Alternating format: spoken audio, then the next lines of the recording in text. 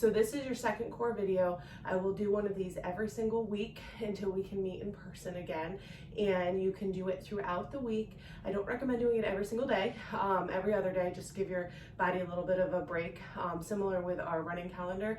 Why you only do running a few times a week. You don't want to do it every day and put your body at injury from overuse of the same motion, the same muscles, too many days in a row. So that doesn't mean we only move once a week. It just means we change our movements, and why I've got that cross training in there. Any questions on that, you can absolutely let me know though. Today is gonna be lots of planks. So let's start with what's called our reverse plank. Your first option would be to hold a bridge. So we've done these before in class. What you're doing is lifting those hips up, feet parallel with the ground, shoulder blades back and down, working the back of your body here. If you'd like to build on from that, you can do a tabletop hold, straight arms, hips lift up, so they're the same height as your knees and your shoulders. And then your third option would be that full reverse plank. Hips are lifted. We're gonna hold here for 60 seconds. So whichever option is gonna work for you, I'd like you to pick that choice. Start with it, and if you need to modify throughout, you're more than welcome to always bring yourself into one of the other two choices. So here we're open through our chest. You wanna make sure you're not letting those hips sag down. Make sure those shoulders are away from your ears, lifting our hips up in all three choices, belly button to spine, keeping our chin tucked towards our chest so that head doesn't dip back at all. Hips up. We've got about 20 seconds left. Feeling your triceps working if you're on one of your straight arm options. Squeeze through the back of those legs in all three choices. Again, belly button to spine, opening through our chest. We've got 5, 4, 3, 2, and 1. Lower down. And then we float ourselves over onto our side for our first side plank. So for this one, you can do it on your knees or your toes, bringing yourself into a side plank. Lift when you're ready, and I'll show you your choices, but lift when you're ready. On your knees, lengthen the top leg for a little less stability, both legs for even less stability. In any of those choices, you can lift your top arm up. 60 seconds on each side. Adding thread the needle only if you'd like. Now on this one, we're not just moving our arm. You actually want to shift your body weight forward. So you'll feel that through the bottom shoulder and definitely more through your torso. If none of these choices work, another great modification for the side plank would be to kneel, bring your hand to the ground, lift that leg up. So this starts to activate those muscles with a lot more support. We've got 20 seconds left. So pick what works for you. I'm just showing you those choices again. Last 10. Head's lifted. Abdominal muscles are engaged. Belly button to spine. 5, 4, 3, 2, and 1. Switch over to the other side. So on the other side here, we are working the same options. Knees, lengthen the top leg, or lengthen both legs. Start when you're ready. Draw those shoulders away from your ears. You can lift your arm, add the loop through if you want. You're about 20 seconds in, making sure you're breathing. Draw those shoulder blades down, head lifts up. So we want to make sure our head isn't hanging towards the ground. And then remember, so stay up. You also have the option for a more modified choice here that lets you work those muscles, but also gives you a lot more stability if you feel like you're gonna fall over. We've got 10. Last 5, 4, 3, 2, and 1. All right, lowering down, last plank, forward plank. You can be in one of many positions here. Forearms and knees. Lengthen one leg, lengthen both legs, or any of those options if it's more comfortable on your hands. So get started when you're ready. Pull those shoulder blades back and down. Chin is away from our chest. Belly button to spine. Remember, if it's easier, well, it will be easier. If it's kinder on your back, if you feel like your back is strained, drop your knees, or one knee with one leg lengthened, okay? And then you just alternate. You're about halfway in. Few cues here. We don't want those hips up towards the ceiling. We want our shoulders directly above our elbows, and then, so directly above your elbows. And if you're in your hands, directly above your hands. Chins away from our chest. We've got 5, 4, 3, 2, and 1. Lower down. Quick child's pose. Then working our back. So with running, it's important to keep your spine lengthened so that we have as much oxygen possible coming into our lungs. If you are slouched forward, you're making the space for air smaller. So this one's great for posture. Arms come overhead, shoulder blades pull back and down. Keep your legs on the floor. Face those palms to the mat. So we're gonna lift up, chest lifts, engage your back. Squeeze your elbows by your side. Lengthen and lower. Lift, squeeze, extend, and lower. Keep your legs down. And the reason I say that is because it makes your back work a little more. And my goal here is that spinal extension.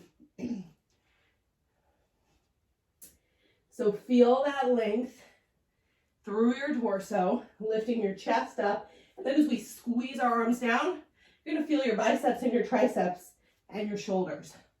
2 more. And last one. And then lower down, child's pose again. Bringing back forward now onto our hands and our knees, working our glutes and our hamstrings a little bit.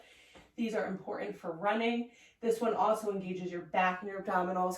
So just learning how to stabilize your torso as you move your limbs. So we're gonna bring one leg straight behind us and then just lift and lower this leg. Lift and lower. Now, as I lift my leg, it's happening at the seat of my body. So right through my glutes and hamstrings, right at that hip joint. What I'd like you to pay attention to is that we're not, I can't even show it, we're not changing the curve of our spine. So you're lifting that leg, squeezing through the back of your leg, engaging your torso, so you're not offsetting the movement by changing the curve of your spine. 2 more here. And then lift and hold, bend and extend, bend and extend. So as you keep that leg lifted, you might feel your obliques, particularly on that side, fire up a little bit to keep your hips level, meaning we don't want to open up that hip to the ceiling. You want those hips level with the ground. 2 more. And then keep a bend, little pulses up and down. Remember, we're not changing the curve of our spine. 3, 2, and 1. Then you can lower down, push your weight over to the side. And come back to center. Other leg lengthens out. So we're going to do those lifts and lowers. Engage your abdominals, lengthen your spine, squeeze to the back of your leg. And on this one, so strengthening the back of our legs, that helps us with running, with going up hills. So you want the back of your legs nice and strong so you can make your way up a hill without needing to stop. We've got 2 more. Last one, lift and hold, and then bend and extend. So the muscles in our legs and in our glutes are the biggest muscle groups. Glutes are the biggest muscles in your body, so that's your butt. 2 more here. Last one, 90-degree angle, little lifts. And so what that means is, as you're going up a hill, as you're working those muscles, they need more oxygen to move. 3, 2, and 1. Lower down, press back, and just let your hips wiggle from left to right. So they need more oxygen to move, which means you get out of breath faster because your muscles are demanding the oxygen. Let's flip it over to our back. So if you are stronger in those muscles, they're more efficient. So as you're going up the hill, they're more efficient, they're not taking as much oxygen, and you are able to breathe better. Your lungs are not huffing and puffing as much. So that is why we want those muscles nice and strong. Let's get onto our back now. For this next one, still working glutes and hamstrings, feet down on the ground, those bridges. So tilt your hips up, lift, squeeze to the back of your legs, and lower back down. tilt, lift, squeeze to the back of your legs, lower, down. Feet are planted evenly in the ground. As you lift, you're engaging the back of those legs, but don't forget what's happening through your torso. So we're not just kind of letting everything loose. We want to pull together and up, engage, and actually feel your abdominal muscles working. So you have to mentally engage them a little bit here. They're helping the movement, but they're also helping the stability, keeping your hips level. We'll do 2 more. And then last one, lift and hold. So we're going to keep those hips up, coming down an inch, back to the top. Down an inch, back to the top. Shoulder blades away from our ears. Belly button to spine. 3, 2, and 1. Lower yourself down. Fingertips lightly behind our head. Elbows nice and wide. So keep those elbows wide. We don't want to see them out of the corner of our eyes. Lifting our feet away from the floor. Shins parallel with the floor. Belly button to spine. We don't want to arch that back away from the ground. So keep that low back on the mat. Fingertips behind our head. Lifting your shoulder blades up, but keep those elbows wide. So this might be a challenge for you. If it is, hold here. Second choice, you're tapping those toes forward. So pull forward and come back in. So you might come out an inch.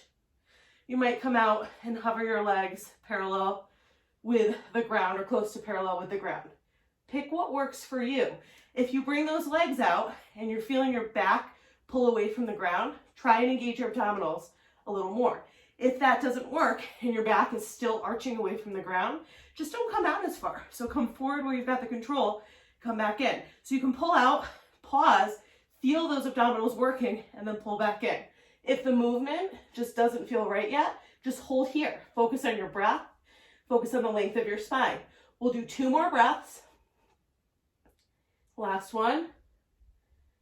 And then back to center, lower down. Lower those legs down, flipping it over so that we are on our hands and our knees. Hands under your shoulders, knees under your hips. Just round that back out. We did a lot of work for our back. Tucking our tailbone under, chin tucks toward your chest. And then tailbone comes up, collarbone presses forward. Pull those shoulder blades away from your ears. 2 more, rounding out our back. Let that tailbone come up. Push your chest forward. Last one.